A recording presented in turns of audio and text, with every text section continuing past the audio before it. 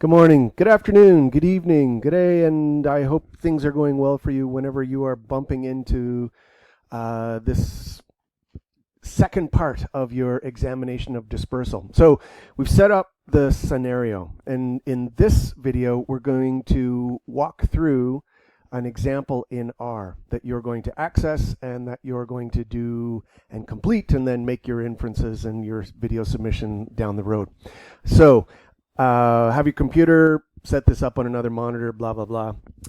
There is also in the bottom there and with the QR code, there's some suggestions. If R is something that's intimidating or new to you, there are some, the library has some R suggestions that go along with this. But the thing that I want, part of the reason we're doing this assignment is to increase your familiarity with this environment, the R environment, and the public data and the power that you can have to analyze and to reanalyze data in R, and to encourage you not to be scared of R. That if it's been opaque or hard to figure out in the past, that's probably because someone hasn't explained it real well. So we're going to try and improve that today. So first thing that I want you to do is two things, and I'll pull up first of all, I'll pull up a web page. First thing that I want you to do is to go to R. If you've used R in the past, probably, I'm guessing you have, but perhaps I'm guessing you don't use it that frequently. Uninstall it. If you've used RStudio in the past and you don't use it that frequently, uninstall it. And start with a reinstall so that you know that you have the most up-to-date version, and you know you've got all the packages and that there's no complications. So go and download R. And my real suggestion is that I'm not going to be equipped to give any suggestions to you in a Mac or a Linux environment. So we're going to talk about the Windows environment. And then after, and only after you've installed R, then I want you to go and install RStudio. And that's going to just create a much nicer working environment for you to conduct this experiment and this assignment, and it is the environment in which I've written it. So that's going to be helpful for you. So once you've got R, and you've downloaded it and you've installed it, and then you download and you install RStudio, then it's time to go to the GitHub address that you've already seen and is listed in course link, and that's where this address down here and the QR code over there, and take a look at that web page, and I can pull that up so you can see it. But it's what we're going to go through today. I'm not going to go through exactly this one, but I'm going to go through a parallel set of instructions that I've made for a parallel data set.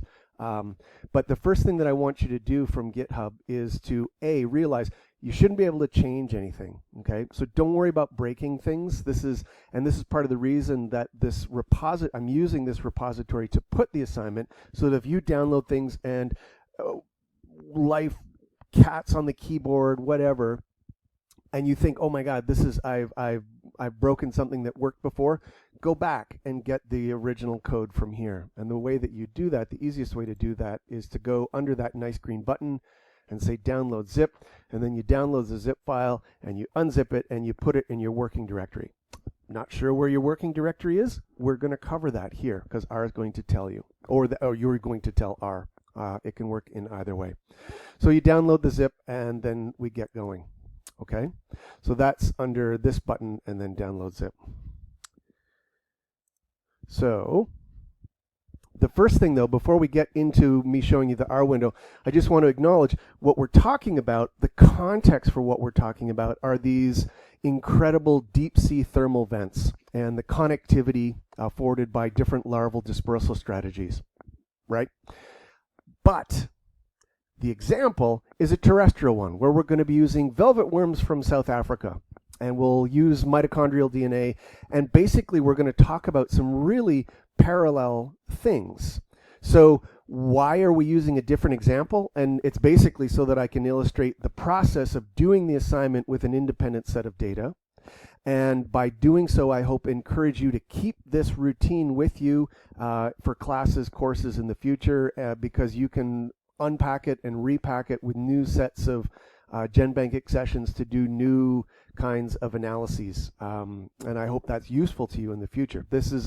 R is a transferable skill. It's a language, right? Why a terrestrial example instead of a marine? Because we're talking about marine larval dispersal. And that's basically to demonstrate that what we're doing, while rooted in that hydrothermal vent example, is really habitat agnostic. It does not matter. And so we can do this, and we could do it in an aquatic thing, we could do it in a terrestrial thing, we could do it in a marine thing. And why velvet worms? Because I love velvet worms. I have not yet seen one in the wild, and I've been looking for a bunch of years now. But these are incredible, this phylum, this exclusively now terrestrial phylum that we think may have its roots way back in the Cambrian explosion with the hallucigenia.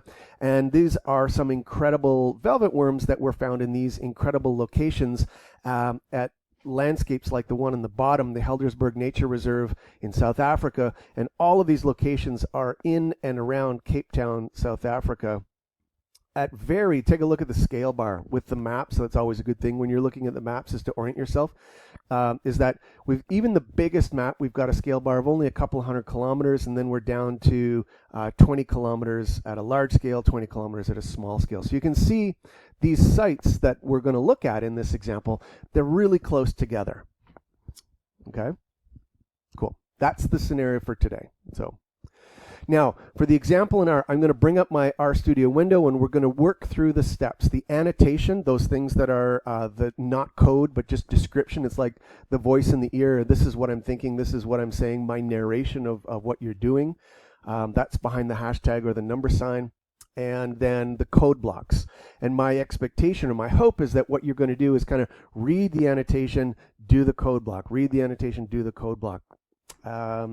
And just before we get into that, one thing I wanted to show you, and just to orient you, RStudio basically has 4 windows here. So clockwise, counterclockwise from the top, we've got 1, 2, 3, 4, and they are labeled now clockwise, but we've got basically the source window. That's where your .r extension, that's where the R code is going to open up, and you're going to read the annotation and see the code blocks. Then you've got your environment right now in red, and that's where, as you upload any CSV files or JPEG files or your data, that's where you should see that. Then we've got down here on the bottom left-hand side your console window. That's where you'll see our kind of work through and to give you any updates on any of the commands. If they're taking more than the fractions of the seconds to do, that's where you'll see those updates. And then finally, this blue window, which will show you, basically we're going to use it to do for the plots. That's where the plots that you're going to create will appear. Okay? All right. Well, let's get out of here and say, oh, hello, here we are in the R environment. Now, there is a couple of DOIs if you're interested in onychophorans going forward. This is where the data has come from. Those are the publications that produce the sequences and the maps that I have kind of adapted and will be working through with you here. Now, so let's kind of take a look at this. So these are the annotation blocks, right? So these code blocks with blah, blah, blah. This is me talking in your ear going, this is what we're about to do. And so if they're set off from each other parenthetically, this is me kind of emphasizing one bit of instruction or annotation or context, emphasizing another. And so these first ones are really lots of the things that we've just talked about here, right? Which is, I'm urging you to wipe your previous installations, start with a new installation for R first, then RStudio second. Once you've done that, you open it up and you'll see kind of a much more blank environment. And the first thing to do is just confirm that what version of R that you're using. And you can do that here. And I know lots of you are more familiar with this, but there's a range in a 200-person class.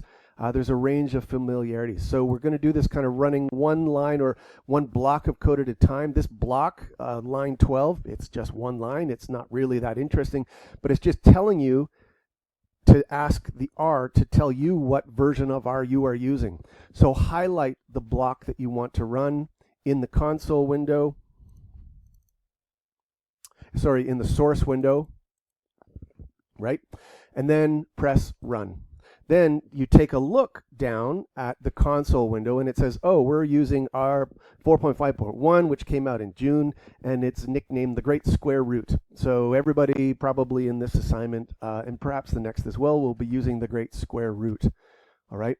The next block of code, one line, is really just going to clear your working environment. So I have not done a reinstall for this demonstration, and so there's some things that are littering my environment up there. See these things? So I'm going to highlight line 16, and I'm going to press run, and you're going to see all that material disappear. Why is that helpful? Well, if you have things that are named in your littering that environment that were named one thing that R understands, oh, if I'm asking for matrix P or data frame P, and now I'm calling in this example something P, they're going to be conflicting and they're not going to say the same things. And so it's best just to, again, start with an empty environment there. All right. Now, I mentioned that you're going to, when you download from GitHub the zip file, you unzip that folder. Where do you put those things? This will tell you where R wants it to go. So you just press run or get working. So that line there, line 20, get working directory, that tells you where it is here. Okay, so you see that popping up in your console. If you want to change it for any particular reason, like I'm going to do here, you can use this particular set of code there and just replace in between, put in for your computer where you want it to be. So for mine, I'm going to put it in this, my big R folder. So I'm going to change the working directory to run. And now if I reran line 20, it'll tell me, yeah, you've changed the working directory and that's where it is. Now, these are an important next set of from here 29 over to 41. This is a set of lines of code that are going to install, if you haven't already, and I'm hoping that you haven't, BioManager that is you're then going to use to install this small number of packages, 8 or 9 packages that you're going to use inside of RStudio to complete this assignment. So this is important that you're online. You can run them, so run this chunk and then run the next ones kind of one at a time, and they'll pop up and they'll kind of refresh, and you'll see some pop-up windows as R goes out to these repositories, pulls and installs, and you need to be connected to the internet and give it some time. None of these are super huge, but my guess is that just this little bit of code will take, I don't know, 4 or 5 minutes, that kind of thing, and it might need you to check in just to confirm certain things about the installation, but that's not really interesting stuff. That's just kind of housekeeping within you and your computing environment. So once you've done that, and you'll know whether you've been successful or not, because you're going to then highlight 44 to 52, lines 44 to 52, to open up these packages or these libraries, ape, decipher, fanghorn, blah, blah, blah. Okay, so let's press run. And you see the console window refreshing, and it's saying blah, blah, blah. It's giving you some updates about the particular kinds of installations, and that's great. Now, let's take a look. We're not going to plot in this particular assignment and this example. We're not going to use a mapping package to plot latitude and longitude. We're just going to pull up one of the figures that I've included in that GitHub so that you can see what they look like. And there it pops up in your plot window. So there's a new title that this main, right? So you could change that. You could, if you wanted to rerun it, you could put in today's date and you could run that again. And you see the title changes, okay? But there you can see, just like you saw in that slide from the PowerPoint that we've got in the PDF that you have in hand, we have all of these small sites. Now, so that's the scenario. We're going to collect sequences from nominally one species of onychophoran that is distributed around this environments in South Africa. Now, the next thing we're going to do, again, you have to be connected to the internet for this stage, is we're going to go out to GenBank to download a bunch of mitochondrial DNA barcode sequences. GenBank, if you haven't been to it before, this is what it looks like. but this is this global repository of DNA sequences that's been used since we've been directly sequencing DNA. And so if you've been reading papers and there's a nod in the methods or the results to say sequences were down, accession to GenBank, and then you give you an accession range, this is where you can go to search those. You can search it by gene region, by taxon, or by accession. It's really powerful. It's raw data. It's a huge part of what makes this kind of science transparent and reproducible. And it's also super powerful to you, because if you're in your third and your fourth year and in your honors thesis and graduate work, and this connects you. This is a lifeline for you to go out and download these kinds of things, to either replicate the data or to include it in some kind of novel analysis, or to conduct a novel analysis on those publicly available sequences. So these are the accessions. So we're looking at line 62, and we're going to download them from GenBank. We're going to go all the way down here. So we've got line 62 to like 101, and let's press run. So it's going out to GenBank, and it's pulling back all of those sequences. When you see the little hash, the arrow come up, you know they're there, and then you can see that it is now in that sequence sits in your environment, right? You called them dispersal sequences, so there they are. Now we're going to, and we'll finish up this little bit of code before the next bit of narration. Next, you need the next thing you need to do is to make sure with DNA sequences, as you know from your experience as a biologist at this point, is you want to be comparing homologous regions, right? You want to make sure that sequences are aligned, so you're comparing like with like across these different individuals. So the first thing that we're going to do is to take these and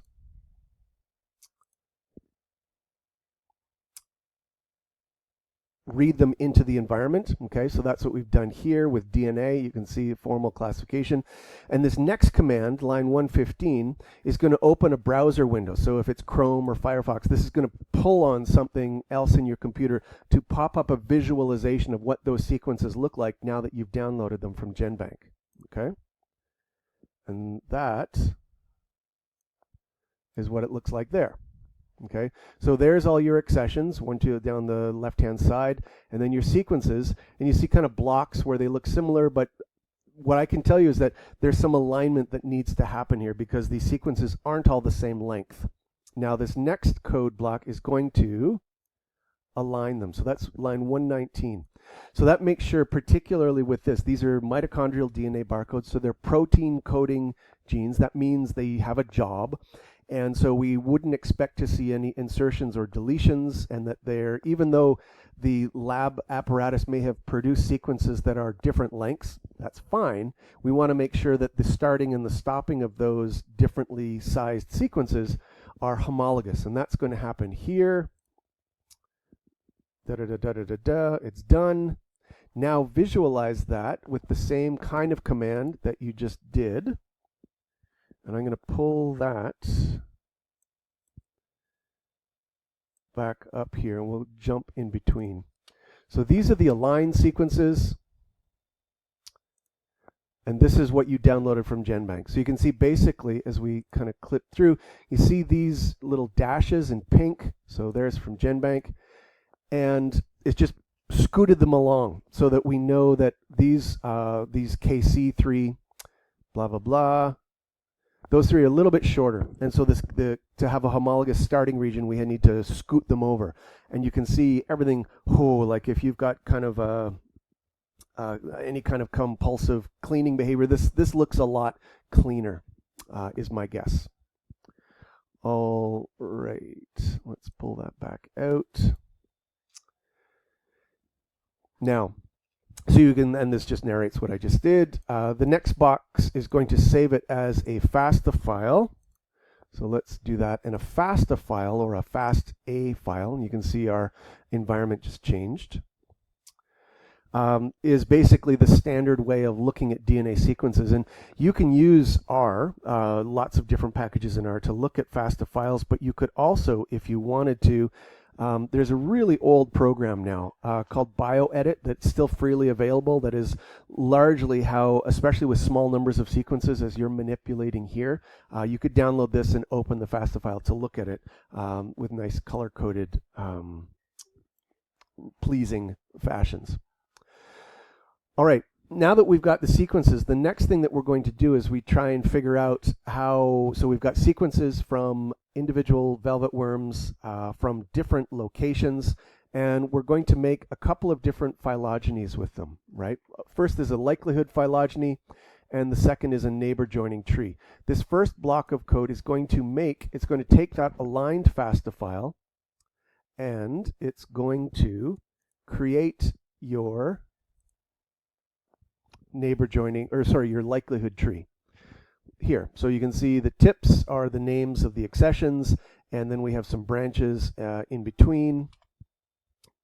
And one of the projection here is a little bit unsatisfying because we've got some, so I'm going to suggest, and what the code is set up to do, particularly for your assignment, because it involves two species, is to use this 163 line to root at the midpoint, and then let's take a look at that again. That's plot, and you can see here. So again, we've kind of tidied it up.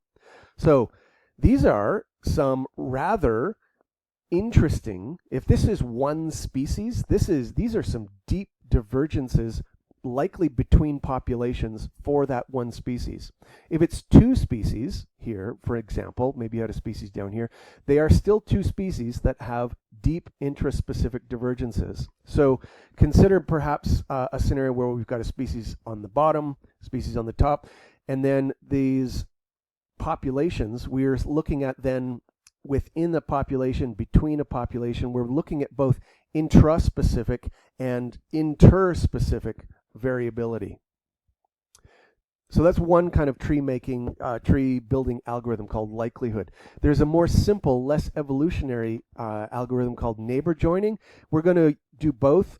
I'm not interested in you figuring out or reproducing for me what those different algorithms are, but we have two, and there's a myriad of them, of tree building algorithms. These are just two, and so what I'm interested in basically for the learning outcomes from this assignment is for you to visually compare and contrast them, not try to derive for me in which way mathematically they're different.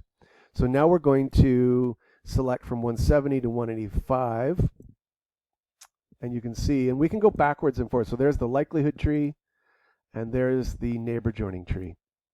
And I think you'll see that the branching pattern is pretty similar.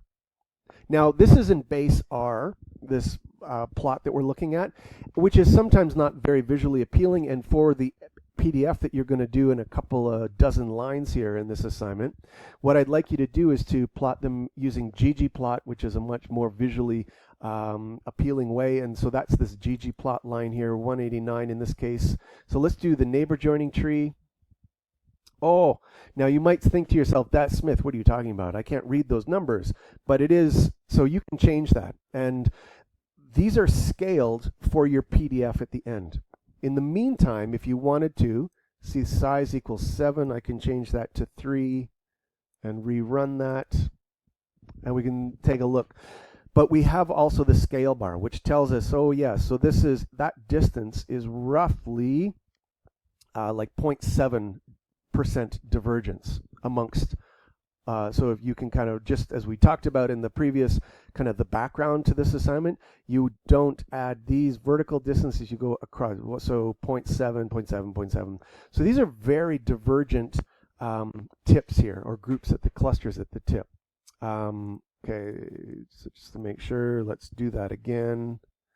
So we still have the big, and then we'll do the big tip labels, then we'll do the maximum likelihood, right? You're very near the end. You've mapped, and you've downloaded, you've aligned, and you've now made two different phylogenies. So pat yourself on the back. Let's take a look at one more element, which is to upload into your working environment this metadata that tells you kind of which sites things came from. So that's running line 205 there. And then what we're going to use is this ggplot tree, and we're going to add on a matrix at the end to talk about which populations these sequences have come from. So we can see now we've got one location, one site, Bolandi, here, that has an enormous amount of apparently intra-specific, variability. And then 3 different locations that each is responsible for really a cluster here. We can do the same thing with the other tree. This is the likelihood tree now. Great. And now the end result of all of this R work is this last chunk, where it starts out with the word PDF and then a bracketed file name, and then all the way down to dev.off here. And what that is going to do is, into your working directory, it is going to make a PDF that has 3 pages. The first page is the map. The second page is the one of the neighborhood or likelihood, the neighborhood joining tree, and the third page is the likelihood tree. So 2 trees and 1 map. And so, hats off to you. You've gotten through all of this.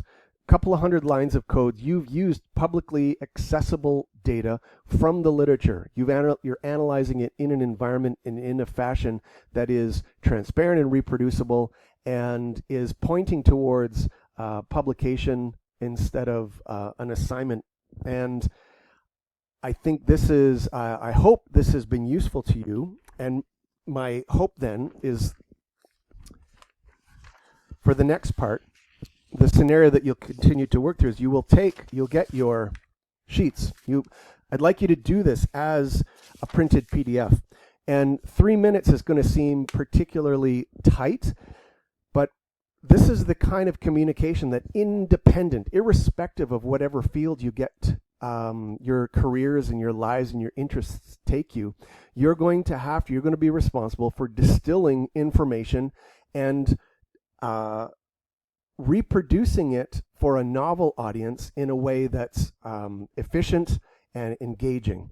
And so this 200 odd lines of code, however many hours and lines of amount of your time that it's taken you to do it, you're going to then reproduce it for folks. And what I'd like you to do is to use the pages on maybe a clipboard, maybe a backboard, maybe white tape it to a whiteboard like this, but then also you could even use like a cereal box, that kind of thing. But sit down, make yourself comfortable, and as you're filming yourself for your 3 minutes, narrate, talk about things. Maybe you're going to draw on things, and you're going to say, this area in here, this is what I think, blah, blah, blah. This area in here, this is blah, blah, blah. Okay? 3 minutes is going to go quickly. And as you know, we said it several places, what we're not looking for is for you to be reading something. Do not read things. Do not reproduce a pre-prepared thing. I want you to be in the moment and describing things as if you were at a conference, as if you were doing one of these elevator moments where you've got somebody's attention for 3 minutes and you've got to keep it for the 3 minutes to convey the information that you're trying to convey. This, again, very transferable skill to the rest of your university career, and also to whatever career your life trajectory takes you on. I'm going to wrap this up right now, but between the context of the deep thermal vent, the GitHub repository where you can go and get things and play with them and come back if you break them, and this, I'm hoping that this is an enjoyable assignment for you. And I'm going to stop there.